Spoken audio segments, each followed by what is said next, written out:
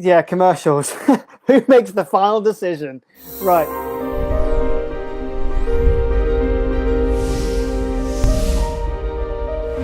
I will do a short list. So say I see 20 people that day, I will make a first, second, third that I think are good for the role.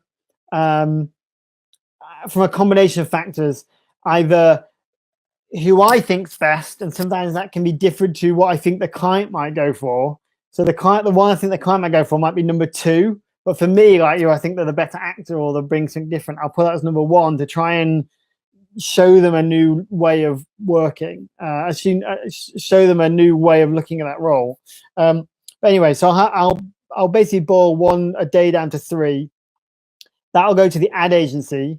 The ad agency will sign off on those choices. They may have, depending on the agency, they might look at the tapes or have been in the room. They may add a few to that. They never usually take them away because I've put in there for a reason. They may add one to it.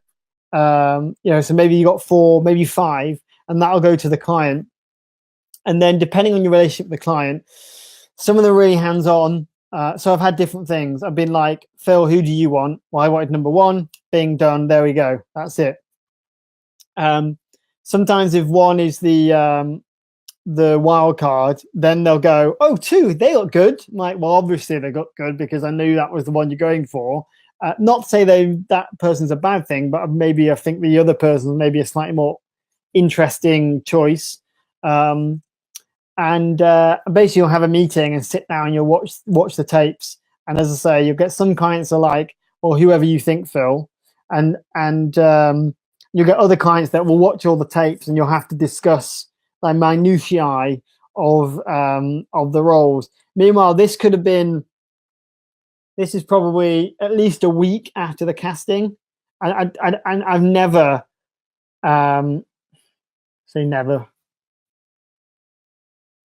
No, trying to think of time. Usually you do the casting quite far in advance, especially if the commercial ends up with kids. Mike can touch on this and stuff as well. You need to audition enough time to either do recalls or get child license stuff. So, but you'll be penciled if you're one of these 3 or 5, for the job. So you're penciled. You are on a short list. You don't just blanket pencil everybody. It does mean that you're in consideration, and then basically you're waiting for that meeting to happen, and that can be a week, 2 weeks, sometimes longer after the casting process before that decision is made of the actual person. So a mixture of people make the final decision, and not to. This is why people can second guess what they do in an audition.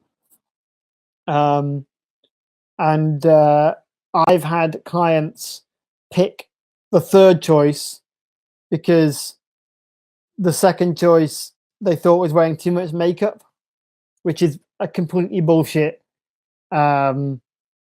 Because it's makeup, you can get rid of it, but because that's the tape that they see, it's like first impressions, like, oh no, maybe that other person. You're like, but the second one is the better one, but sometimes they get something in their head. It's like, ultimately they will have the final say because they're paying for it. And you would hope that they will listen to you and your experience. But, that's where we're at. Hopefully that makes sense.